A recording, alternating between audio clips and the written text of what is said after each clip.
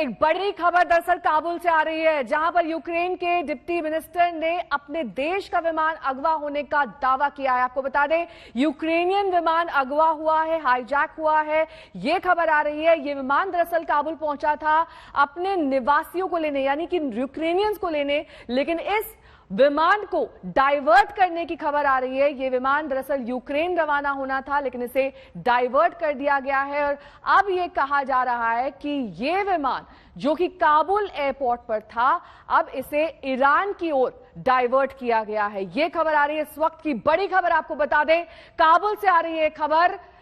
विमान हाईजैक की जानकारी खुद यूक्रेन के मंत्री ने दी है।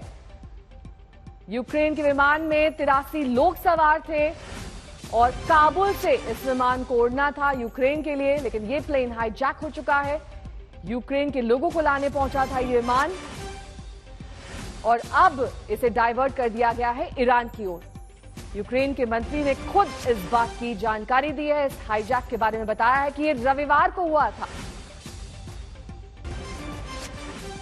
काबुल से यूक्रेन का ये प्लेन रवाना होना था, लेकिन इसे ईरान की ओर डाइवर्ट कर दिया गया। इसमें 83 लोग सवार थे। यूक्रेन के डिप्टी मिनिस्टर ने यह दावा किया है, यानी कि अब तक ये विमान यूक्रेन नहीं पहुंचा है। उसके बाद लगभग 2 दिन बाद इस बात की पुष्टि खुद यूक्रेन के मंत्री कर रहे हैं। उनका कहना है कि यूक्रेन का ये प्लेन अगवा हो चुका है।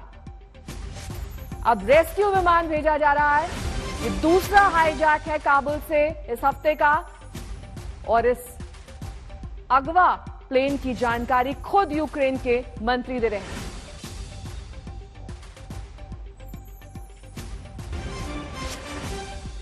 डिप्टी मिनिस्टर का यह दावा कि यह प्लेन अगवा हो चुका है। इसमें 83 लोग सवार थे।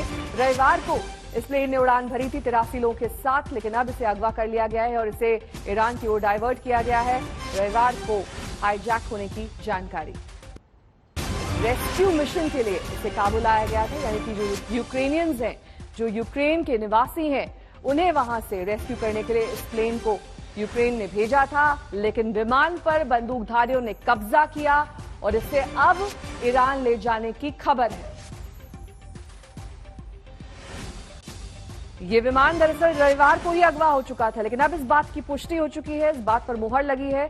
खुद यूक्रेन के डिप्टी मंत्री ने पुख्ता तौर से यह दावा किया कि इस विमान को हाईजैक कर लिया गया है।